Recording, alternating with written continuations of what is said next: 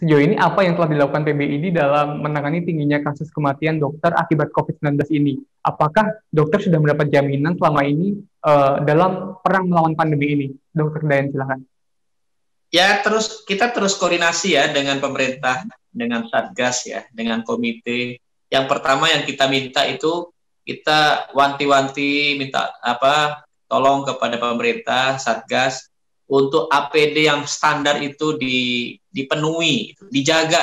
Ya, karena APD yang terstandar itu pertahanan atau perlindungan yang baik untuk dokter.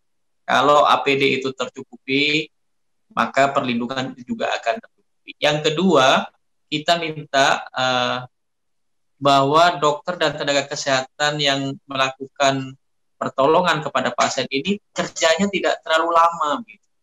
Kenapa? Kalau terlalu lama, satu, dia menyebabkan kelelahan. Ya.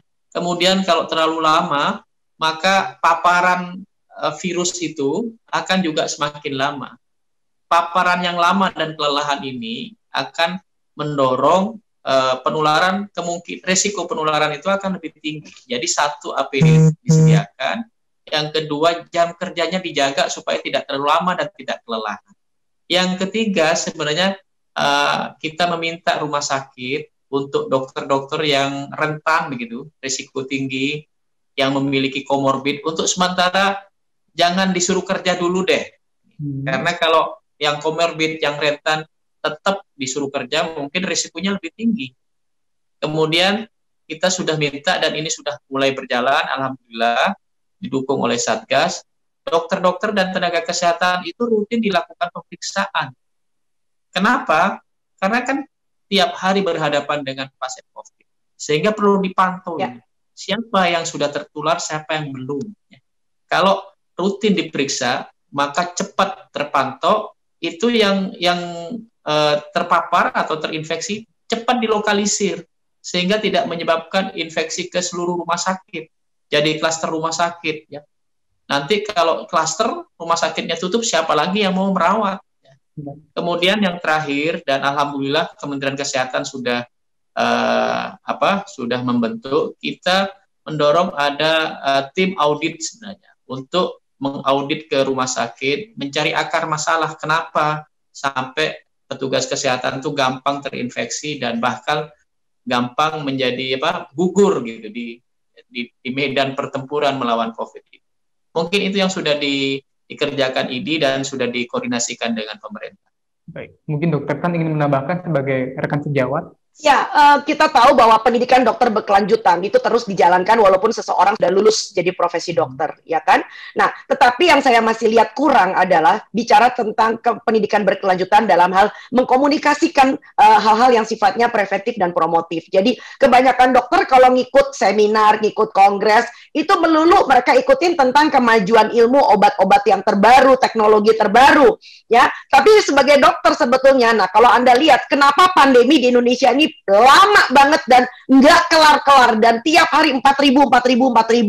Ini karena apa? Infeksinya masih berjalan terus, penularannya masif.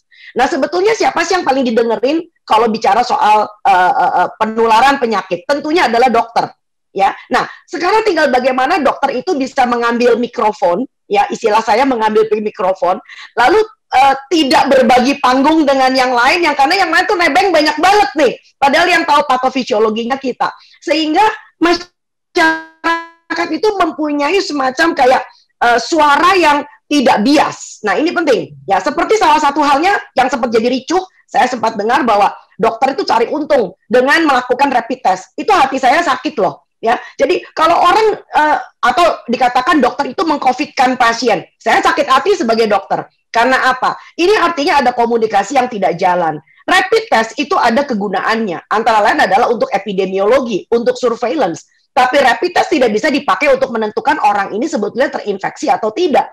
Ya, yang untuk bisa melakukan itu adalah swab test. Dari awal kalau dokter sudah bisa menggemborkan itu akan jauh lebih baik. Tetapi yang terjadi apa? Yang dari awal terjadi di Indonesia, justru rapid test marak dijual online. Semua orang ingin rapid test. Dokter nggak didengerin. Karena dianggap, dokter juga paling ikut-ikutan. Lalu rumah sakit yang memberlakukan rapid test kepada pasien rawat inap, dijulitin. Ini rumah sakitnya sok-sokan nih. Loh, ntar dulu. Karena rumah sakit juga harus melindungi dokternya. Jadi tujuannya merapid testkan pasien atau swab test pasien bukan supaya rumah sakitnya dapat untung dengan pemeriksaan tersebut, karena mereka juga harus melakukan klasifikasi hipotensa. Orang ini tentu akan diisolasi agar pasien lain yang masih sehat tidak tertular, dan apalagi dokternya mesti dijaga baik-baik, nggak boleh ketularan. Tetapi kalau komunikasi yang kayak begini tidak terjadi, so itulah terjadi blunder di negeri kita yang tercinta ini. Ya, begitu satu korek api dinyalakan, ramenya bukan main gitu loh. Jadi ini yang sangat saya sedihkan, bahwa kemampuan seorang dokter berkomunikasi di Indonesia masih cukup rendah, dan ditambah lagi tidak diberikan yang disebut dengan continuing education untuk masalah behavioral change communication. Ini penting untuk tanah air kita, apalagi kita menghadapi masalah gizi dan stunting khususnya. Semua basically about behavior change. Jangan lupa subscribe ya.